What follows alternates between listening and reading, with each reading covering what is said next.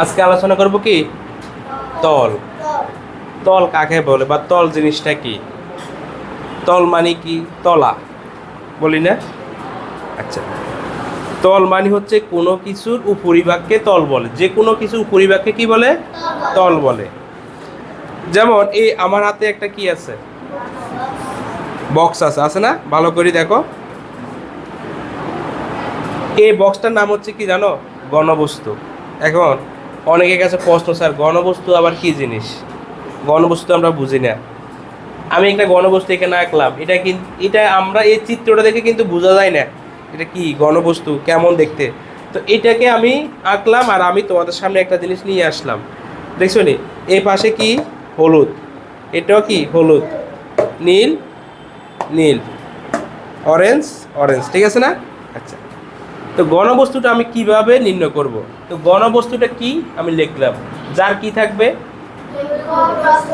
উচ্চতা, এর তিনটা জিনিস থাকবে, সেটা হবে ঘনবস্তু। ঠিক আছে, সেটা হবে কি? ঘনবস্তু।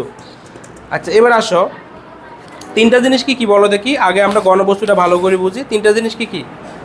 তোমাদের হাতে আমি একটা কাগজ রাখলাম, দেখছো নি? আমার হাতে একটা কি কাগজ আছে না? তাহলে বলো দেখি, কাগজের এই পাশটা কি অনেক লম্বা আর এই পাশটা কি আরেকটু?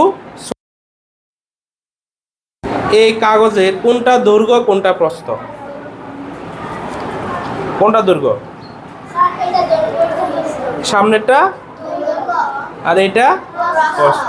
এখন যদি বলি এই কাগজের কি উচ্চতা আছে? উপরে নিচে উচ্চতা মাপা যাওয়া, মাপতে পারবে তুমি?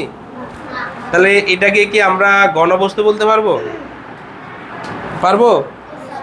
কিভাবে পারবো বলো? এখানে দৈর্ঘ্য আছে, প্রস্থ আছে, উচ্চতা আছে, তাহলে এটা কি ঘনবস্তু বলা যাবে?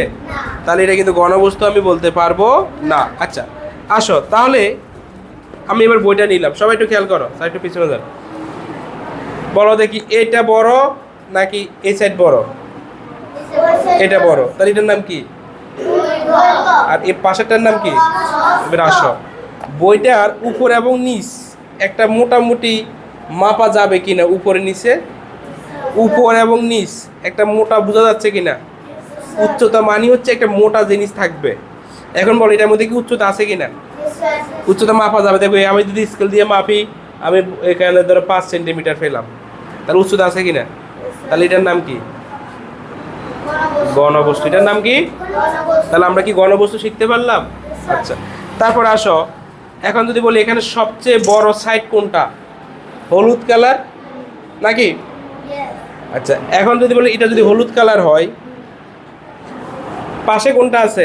Orange colour. বলো হলুদ কালারটা কি? দৈর্ঘ্য। আর অরেঞ্জ কালারটা কি? প্রস্থ। তাহলে দৈর্ঘ্য আছে, প্রস্থ আছে, আছে কিনা? এখন যদি বলি উপরে এবং নিচে একটা ব্যবধান আছে কিনা? উপরে নিচে ব্যবধান আছে কিনা? মানে উপর এবং নিচে এটা মোটা আছে কিনা? জিনিসটা মোটা কিনা? এবার দেখো আঙ্গুল দিয়ে ধরো, মানে আঙ্গুলটা কি দেখো এরকম না? তাহলে এটার মধ্যে কি উচ্চতা আছে কিনা? তাহলে এটার নাম কি? ঘনবস্তু।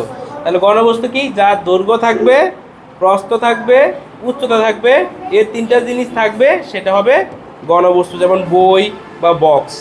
তাহলে এখন তল কি? তাইলে স্যার ঘনবস্তু শিখলাম, এবার তলটা কি? ঘনবস্তু। তাহলে ঘনবস্তু কি চিনতে পারছি আমি? এই ঘনবস্তুর উপরের অংশকে কি বলে? তাহলে ঘনবস্তুটা আমার হাতের উপরে আছে কিনা? তাহলে এখন তল কোনটা? ঘনবস্তুর উপরের এই যে অংশটা আছে তার নাম কি? তল। তাহলে এখানে তলটা কি কালার?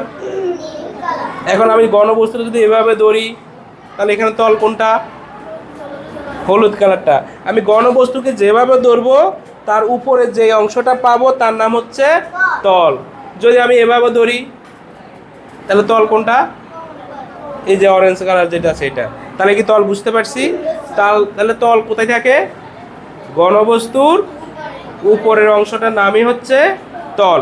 এখন দেখো আমাদের সামনে একটা কি টেবিল আছে কিনা বলো? টেবিল আছে না? এখন দেখো তো দেখি এই টেবিলে তল কোনটা? এটা, এটা নাকি উপরের এটা? এইটাই হচ্ছে তল। তাহলে তল হইতে হলে একটা কি লাগবে? ঘনবস্তু লাগবে।